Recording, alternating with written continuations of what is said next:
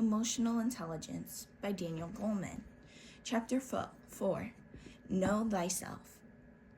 A belligerent samurai, an old Japanese tale goes, once challenged a Zen master to explain the concept of heaven and hell, but the monk replied with scorn, "You're nothing but a lout.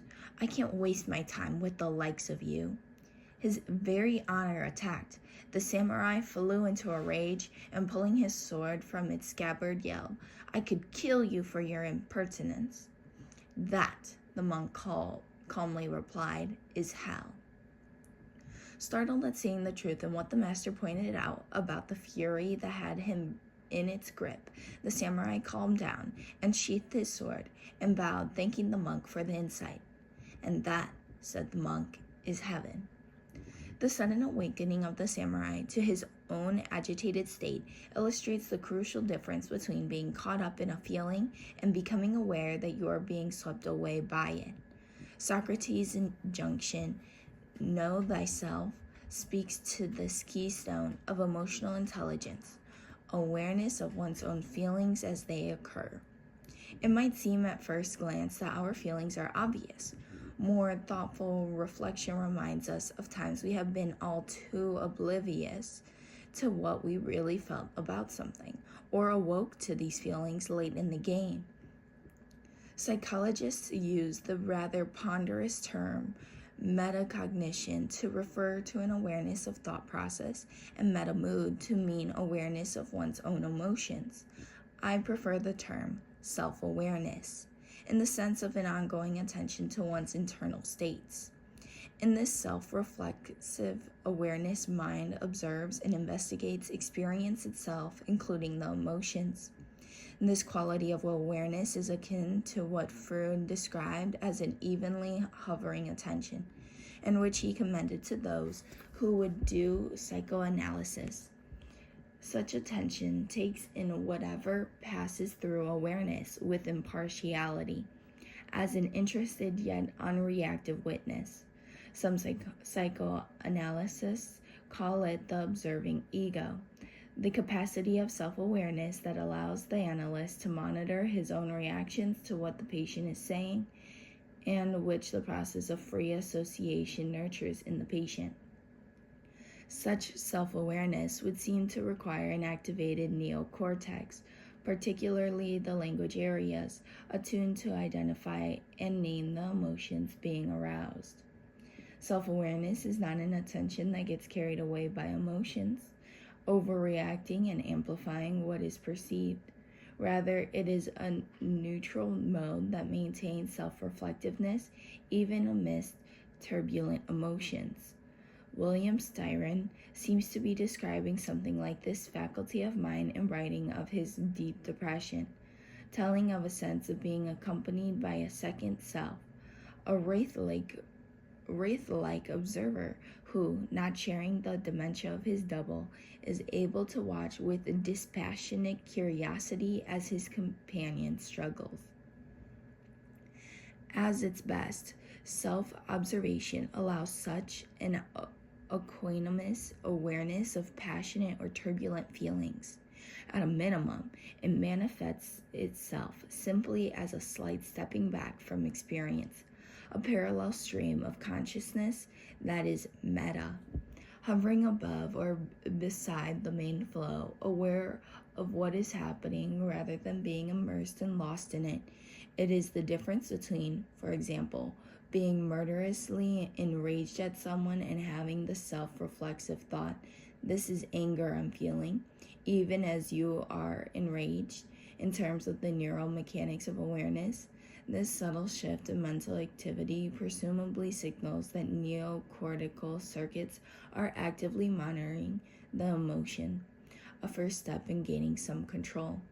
This awareness of emotions is the fundamental emotional competence on which others, such as emotional self-control, build.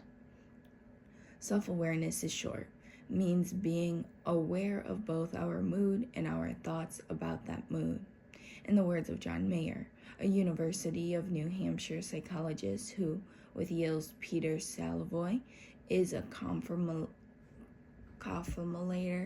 of the theory of emotional intelligence. Self-awareness can be a non-reactive, non-judgmental attention to inner states, but Mayer finds that this sensibility also can be less equanimous. Typical thoughts bespeaking emotional self-awareness include, I shouldn't feel this way. I'm thinking good things to cheer up.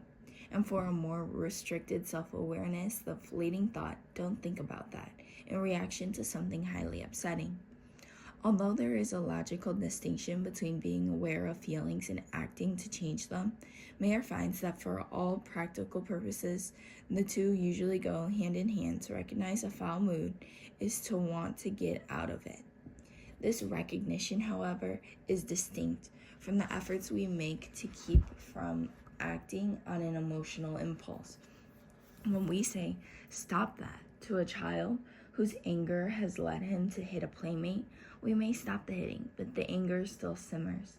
The child's thoughts are still fixated on the trigger for the anger, but he stole my toy, and the anger continues unabated. Self-awareness is a more powerful effort on strong aversive feelings. The realization, this is anger I'm feeling, offers a great degree of freedom, not just the opinion not to act on it, not just the option not to act on it, but the added option to try to let it go of it.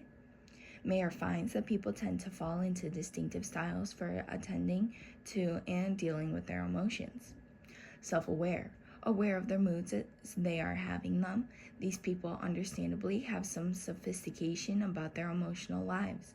Their clarity about emotions may undergird other personality traits.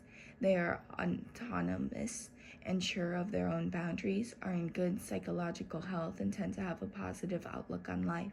When they get into a bad mood, they don't ruminate and obsess about it, and are able to get out of it sooner. In short, their mindfulness helps them manage their emotions.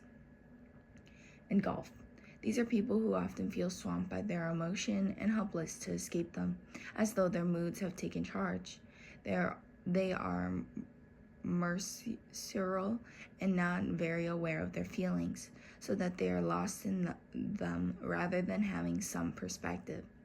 As a result, they do little to try to escape bad moods, feeling that they have no control over their emotional life. They often feel overwhelmed and emotionally out of control. Accepting. While these people are often clear about what they are feeling, they also tend to be accepting of their moods, and so don't try to change them. There seem to be two branches of the accepting type: those who are usually in good moods and so have little motivation to change them, and people who, despite their clarity about their moods, are susceptible to bad ones but accept them with a laissez-faire attitude, doing nothing to change them despite their distress, a pattern found among, say, depressed people who are resigned to their despair. The passionate and the indifferent. Imagine for a moment that you're on an airplane flying from New York to San Francisco. It's been a smooth flight, but as you approach the Rockies, the pilot's voice comes over the plane intercom. Ladies and gentlemen, there's some turbulence ahead. Please return to your seats and fasten your seatbelts. And then the plane hits the turbulence, which is rougher than you've ever endured. The airplane is tossed up and down and side to side like a beach ball in the waves. The question is, what do you do? Are you the kind of person who buries yourself in your book or magazine, or continues watching the movie, tuning out the turbulence? Or are you likely to take out the emergency card and review the precautions, or watch the flight attendants to see if they show signs of panic, or strain to hear the engines to see if there's anything worrisome? Which of these responses come more naturally to us is a sign of our favored attentional stance under duress. The airplane scenario itself is an item from a psychological test developed by Suzanne Miller, a psychologist at Temple University, to assess whether people tend to be vigilant, attending carefully to every detail of a distressing predicament, or in contrast, deal with such anxious moments by trying to distract themselves.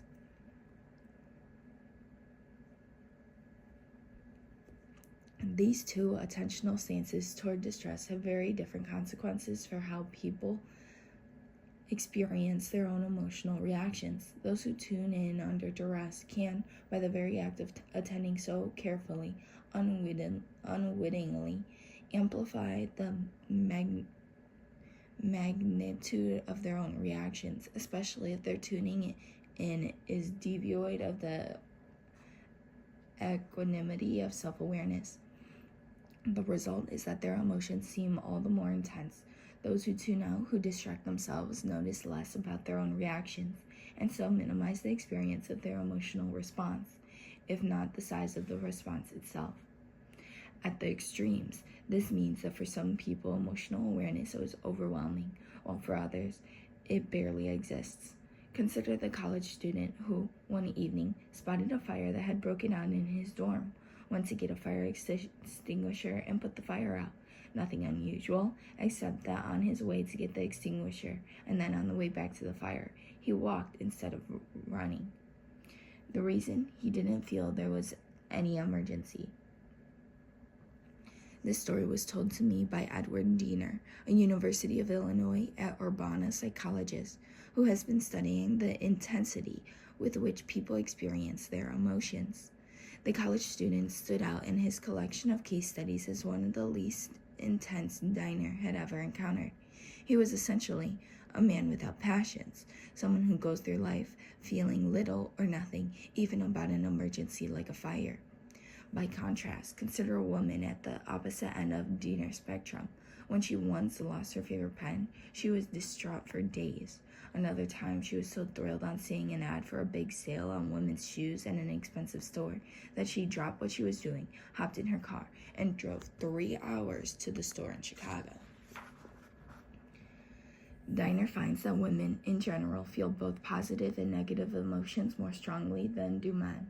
And sex differences aside, emotional life is richer for those who notice more.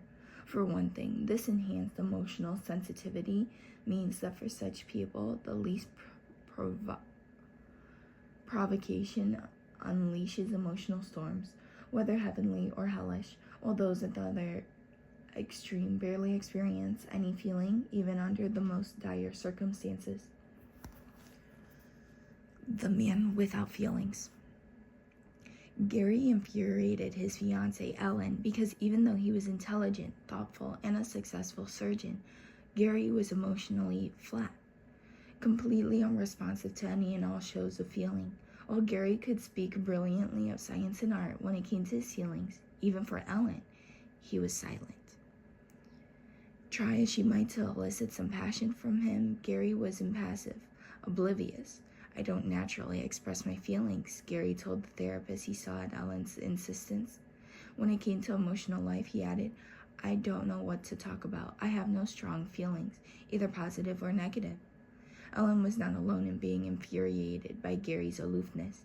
As he confided to his therapist, he was unable to speak openly about his feelings with anyone in his life. The reason?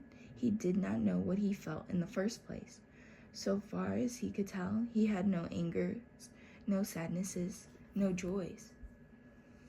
As his own therapist observes, this emotional blankness makes Gary and others like him colorless, bland. They bore everybody. That's why their wives send them into treatment.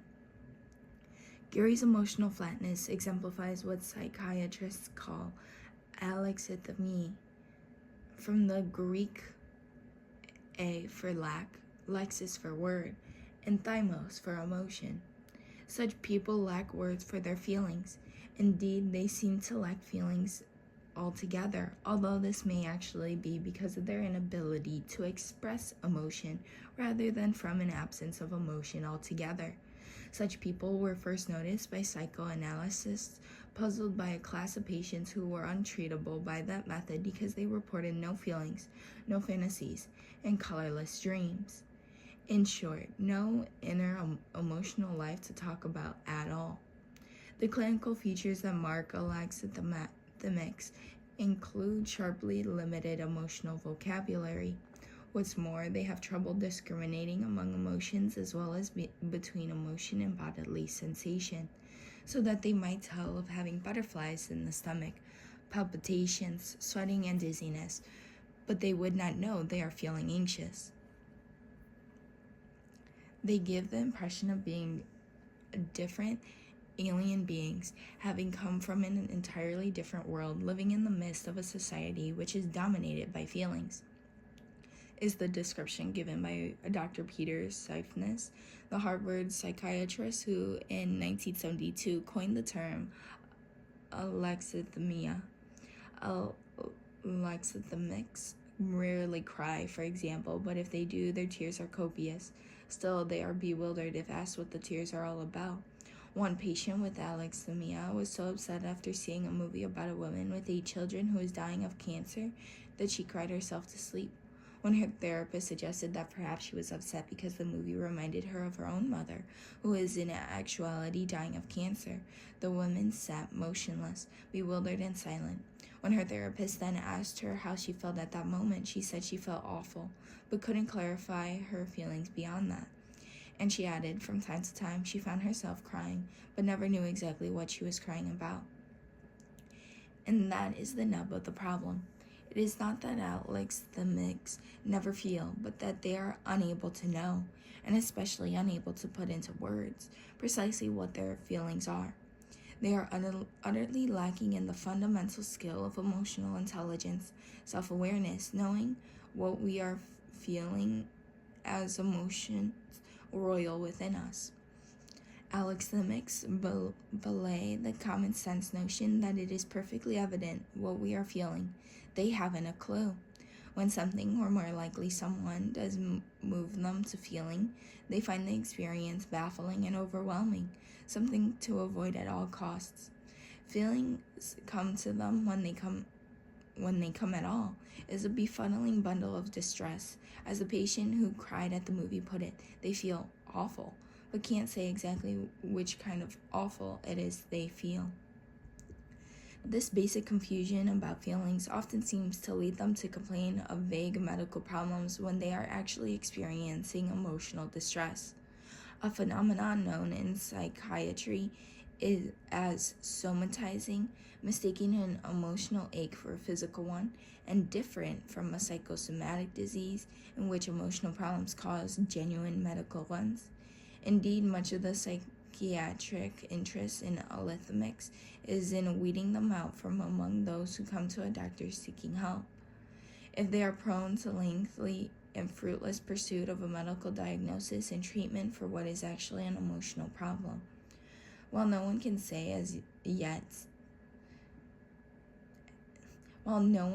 can as yet say for sure what causes alexithymia, Dr. Siphnis proposes a disconnection between the limbic system and the neocortex, particularly its verbal centers, which fits well with what we are learning about the emotional brain.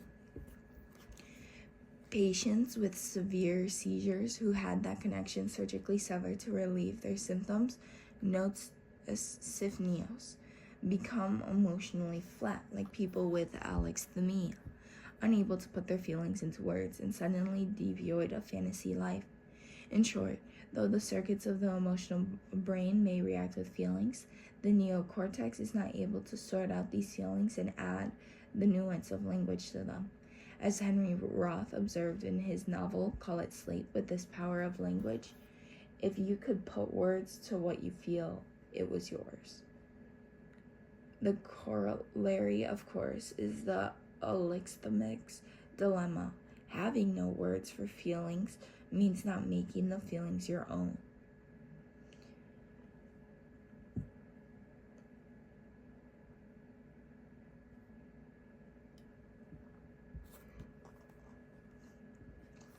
In praise of gut feeling. Elliot's tumor growing just behind his forehead was the size of a small orange. Surgery removed it completely. Although the surgery was declared a success, afterward people who knew him well said that Elliot was no longer Elliot. He had undergone a drastic personality change. Once a successful corporate lawyer, Elliot could no longer hold a job. His wife left him, squandering his savings in fruitless investments. He was reduced to living in a spare bedroom in his brother's home. There was a puzzling pattern to Elliot's problem. Intellectually, he was as bright as ever, but he used his time terribly, getting lost in minor details. He seemed to have lost all sense of priority. Reprimands made no difference. He was fired from a succession of legal jobs. Though extensive intellectual tests found nothing wrong with Elliot's mental faculties, he went to see a neurologist anyway, hoping that discovery of a neurological problem might get him the disability benefits to which he felt he was entitled. Otherwise, the conclusion seemed to be that he was just a malinger. Antonio Damasio, the neurologist Elliot consulted, was strong by one element missing from Elliot's mental repertoire. Though nothing was wrong with his logic, memory, attention, or any other cognitive ability, Elliot was virtually oblivious to his feelings about what had happened to him. Most strikingly, Elliot could narrate the tragic events of his life with complete dispassion, as though he were an onlooker to the losses and failures of his past, without a note of regret or sadness, frustration or anger at life's unfairness. His own tragedy brought him no pain. Damasio felt more upset by Elliot's story than did Elliot himself. The source of this emotional unawareness, Damasio concluded, was the removal, along with the brain tumor, of part of Elliot's prefrontal lobes. In effect, the surgery had severed ties between the lower centers of the emotional brain, especially the amygdala and related circuits, and the thinking abilities of the neocortex.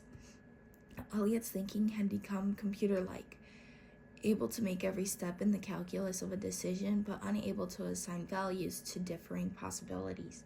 Every option was neutral, and that overly dispassionate reasoning, suspected Damasio, was the core of Elliot's problem. Too little awareness of his own feelings about things made Elliot's reasoning faulty. The handicap showed up even in mundane decisions. When Damasio tried to choose a time and date for the next appointment with Elliot, the result was a muddle of indecisiveness. Elliot could find arguments for and against every date and time that Damasio proposed, but could not choose among them.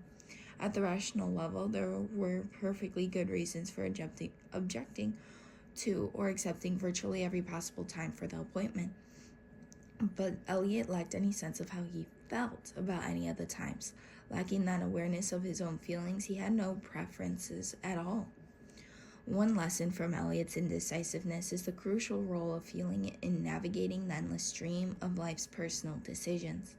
While strong feelings can create havoc in reasoning, the lack of awareness of feelings can also be ruinous, especially in weighing the decisions on which our destiny largely depends.